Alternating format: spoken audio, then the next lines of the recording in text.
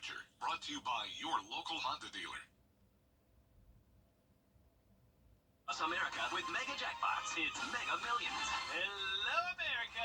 I'm John Crow. It is Tuesday, September 3rd, and tonight's Mega Millions jackpot is an estimated annuitized $681 million. To win that jackpot, you must match these 5 white balls plus that gold mega ball. Now, let's see if I can make you a millionaire tonight. Our first winning number tonight is 41, followed by 12. Up next, we have 43, that's followed by 52, and your final white ball number for this Tuesday evening is 55. Now for the mega ball number, that is 9. Again, tonight's winning numbers are 41, 12, 43, 52, 55, and the gold mega ball is 9. Now, if no matches all 6 numbers, Friday's jackpot could be more than $740 million. Play on, America. Well, I can't guarantee you that we are done with the 90s for good, but I can tell you that we will be below the 90-degree mark over the next 10 days, maybe even longer. Temperatures will be in the low to upper 80s. I'll have more details coming up. Right now on News Channel 6 at 11, Aiken leaders discussing a 1% sales tax and how it could help schools. We'll take you to the first of 5 meetings across the county. Also ahead, Grovetown continues to grow. A look at a new subdivision coming to the city. And the boil water advisory finally lifted over in Williston. What they're doing to make sure this doesn't happen again, as your news at 11 starts now. Live from Television Park, this is WJBF News Channel 6 at 11.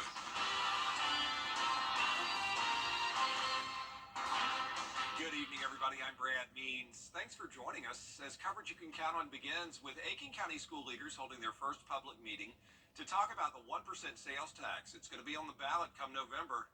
Graham Lee was there.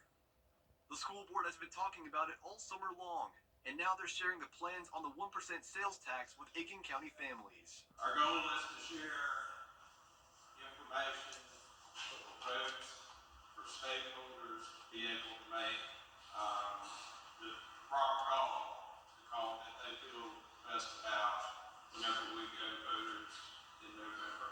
After conversations about schools around the county, leaders have approved 5 primary projects as part of a $285 million budget. Administrators presenting parents with their ideas, but a concern is that there's no timeline about the order of projects' completions. What's a plan? Your plan of what you're going to get done, about when you're going to get it done before we vote on this. If voters approve the renewal of the sales tax in November, renovations would come to South Aiken, Midland Valley, and Silver Bluff high schools, along with North Augusta Middle School.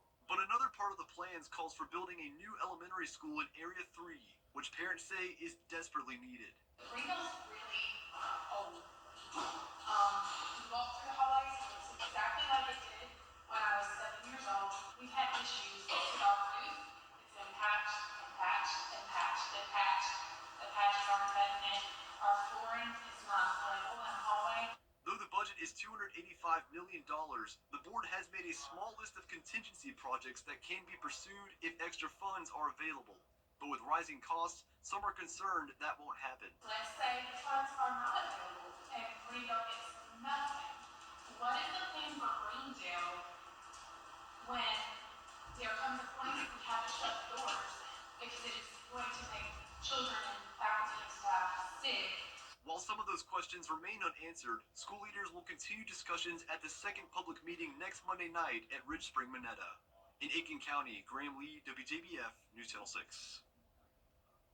Columbia County, first check of our weather, and for that we want to check in with our chief meteorologist, Jennifer Tracci. Such a nice start to the week. It really was. On Labor Day, we had the heat, the humidity, the storms, and today has just been completely opposite. We've had plenty of sunshine on top of the cooler temperatures. It's mostly clear still out there tonight, a dry one as well. Here's a look at our Terry Lambert Hyundai Skyview cam in Aiken.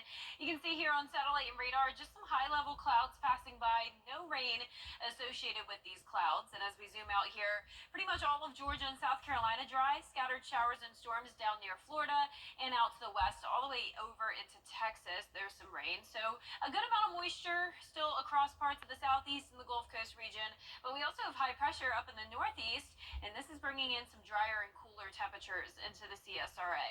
High today of 87 degrees, so a few degrees below normal. Low was still above normal though at 72. Of course, no rain today, and it will be dry tonight through tomorrow as well. Temperatures right now are in the low 70s, already below what our low was last night in Augusta. We're at 71 now. 72 in Barnwell, 70 in McCormick, Millen at 73 degrees.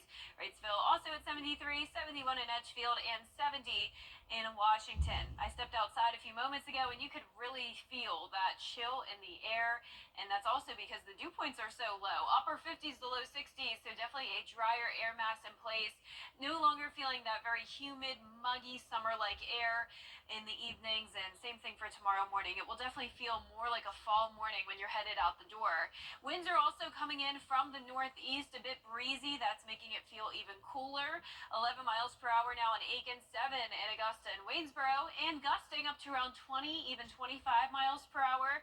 Right now, there's wind gusting up to 24 in Sparta. So tomorrow morning, we'll still see that northeast wind around 10 miles per hour. Temperatures dropping all the way down into the low 60s.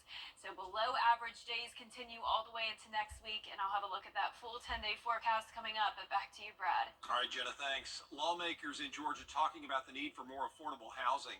There is a shortage of those homes in the state. Grovetown continues to grow with a new housing development popping up in the city. Hannah Latier has more. While many people are flocking to the Grovetown area, a city spokesperson tells me this new Ferguson Farm subdivision is the only current housing development within city limits. It's on Old Brasilia Road off of Harlem Grovetown Road. Those who visit the area often say they understand the growth and why the housing is needed. I believe it growing so much, you know, you got Fort Eisenhower over there, and you got all these military people coming in like in this area right here. Edwards has concerns about traffic and how the infrastructure will keep up with it. If you don't get out and leave a certain time of the day, you can't get out because the traffic on Fort Eisenhower, it be so bad and congested, so you just can't get out. Like going up there to on this road, the Harlem Grovetown Road, they need to put a red light up there. A Grovetown spokesperson says the city takes these concerns into consideration when approving a new project. We do what we can to alleviate those concerns. As I said, efficient, proper planning in advance is the most important thing, and our Planning and Community Development Department truly does a fantastic job of managing that growth and making sure that it's sustainable for the 18,000 citizens that we have here. But some projects don't fall under city jurisdiction. We have some state routes here that run through Grovetown that we don't have control over. So some of the planning that takes place regarding those routes, really, we have no say over. Johnson says Grovetown is one of the fastest growing cities in Georgia. Since 2010, its population has grown by about 65%. And anytime a citizen has any kind of concern about the growth that they're seeing or wants to discuss an idea that they may have to alleviate some traffic or, again, just any kind of concern, we welcome that. Bring that to us. We want to have that discussion with you. We want to find ways to make our city better. And a ribbon-cutting ceremony for the new 100-unit subdivision will be on September 18th at 11:30 a.m. In Grovetown, Hannah Latier, WJBF News Channel 6. Now, an update on a story we've been following for you. People in Williston do not have to be credit cards. Still ahead, this community coming together for a local business. How they helped a struggling veteran-owned restaurant. When your news at 11 continues.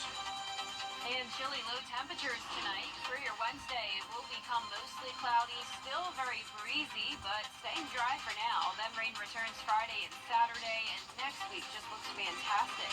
I'll have your full forecast right after the break. Are you ready to run?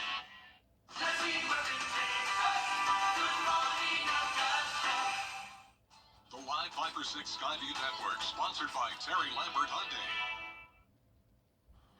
Now, your most accurate forecast with WJBF Live 5 for 6. Welcome back. I hope you had a wonderful day. We had plenty of sunshine to enjoy. It was pretty breezy, and it was also much cooler right now on our Terry Lambert Hyundai Skyview cam at Augusta Regional Airport. The winds are still pretty gusty coming in from the northeast. Sustained values at 7 miles per hour. Gusts up to around 20, even 25 tonight. Check out this dew point, only 59. A much drier air mass has settled in with temperatures in the low 70s. So we're actually down to 68 now in McCormick, otherwise around 70 to 74 degrees. And for satellite and radar, mostly clear skies, just some high-level clouds passing at times. Overall, a partly cloudy night for us and staying dry. We do have this disturbance down in the Gulf Coast and across Florida, scattered showers and storms here and there, but high pressure to our northeast, keeping us nice and dry. This is actually putting us under the wedge setup, so that's where the high pressure is to our north, driving in the cooler and drier air, and we also have that front stalling to the south of us. So it's just far south enough that we will not see any rain over the next couple of days, but we will see mostly cloudy skies taking over. So for your Wednesday, starting out on the chilly side, around 63, climbing to around 83 by the evening. So we'll definitely be nowhere near that 90-degree mark tomorrow, but keep in mind that this does not mean we are completely done with the summertime heat. On average, the last 90-degree day comes on September 26th. So we're still far away from that, but it is possible that we could have already had our last 90-degree day. Notice the earliest time that happened was August 26th back in 1969. Now, I can tell you that over the next 7 days at least, we will be below the 90-degree mark. 84 tomorrow, then only 82 Thursday and Friday. It looks like next Monday will be the warmest it gets, up to around 86. But even next week, the lows will get even cooler, back down to around 62, which is what we have tonight. So we'll briefly warm up to 66 Thursday through Saturday as we have more rain moving in. Just a 20% chance, though, on Thursday. Highest chance will be on Friday, but most of the rain that we are seeing will be pretty light in nature. Tomorrow morning at 6 a.m., as you can see, partly cloudy skies. Then the clouds take over even more by Wednesday night. Still not seeing any rain, possibly a few sprinkles by Thursday, but most of that rain still to the south of us. There's 5 p.m. on Thursday. Then as we go into Friday, a bit of a different story here. 6 o'clock, around half the CSRA dealing with those scattered light showers. We have the stalled front to our south with low pressure, and we have a secondary front moving in. So a lot going on as we head into the end of this week. The first half of Saturday will be pretty wet, but behind this front, we have reinforcing cool and dry air that will take over Saturday night into the rest of the weekend. But for tonight, anywhere from around 61 to 66 degrees, highs tomorrow in the low 80s, and that 10-day forecast showing the low to mid 80s sticking around through next week, cooling down even more in the mornings with lows in the low 60s, low humidity, and plenty of sunshine to look forward to all of next week. Now back to you, Brad. Jenna, thanks. A local business thanking this community for recent support. Rally Point Grill in Evans opened about a year ago. It's a veteran-themed restaurant focusing on veterans, serving traditional American food, burgers, fries, drinks. Owners say August was tough. Business was really slow, but then a post on social media ended their drought. Note went out on our social media on Wednesday night, and Thursday we had a huge, unexpected uptick in sales, and that continued through the whole weekend. Exactly. That was so huge, in fact, that by Sunday night we were looking to close early because we were just running out of food. Rally Point open Tuesday through Sunday. Still ahead, Israel facing more pressure to come up with a... Yes.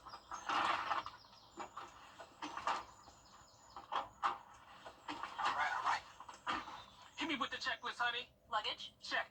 Kids? Check! Butler trip check? Before you leave town, check with the butler. With our complimentary trip check, we'll inspect all your major safety components and parts to ensure your car is running its best. With multiple locations convenient to you, just let the butler do it. Try new Bojangles. Still ahead, now day 6 of the Paralympic Games in Paris. We're going to hear from 2 swimmers looking to win more than just gold medals. Stay with us.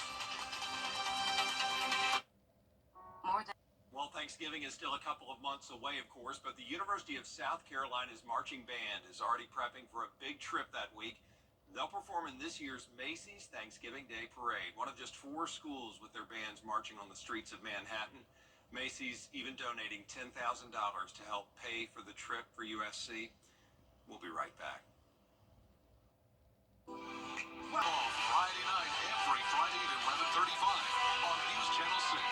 High school football coverage you can count on. You and me, we're the best of friends, and we'll stay together till the end. years, Freddie the Forecaster has been a true friend to our community. We're the best of friends. Enter to win your very own Freddie bobblehead today at WJBF.com. Sponsored by Alpha Insurance.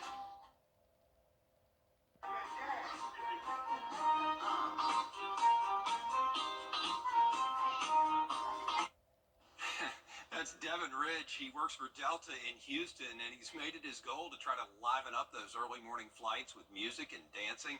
It's his second time he's gone viral for doing this while on the clock. Why not? What a great way to wake up. That's awesome. Unless you're not a morning person. If you're not a morning person, maybe you push back on this, but how can you not love him? Yeah, see, I'm not a morning person, but that would definitely make me at least a little bit happier. Me too. Me too. It would help. Yeah, it would help. Our 10-day forecast showing the cooler temperatures all of this week and next week. Some rain on Friday, then plenty of sunshine by all of next week. All right, Jenna, thanks. And thank you all for staying up with us. We do appreciate it. We'll see you tomorrow. Have a good night.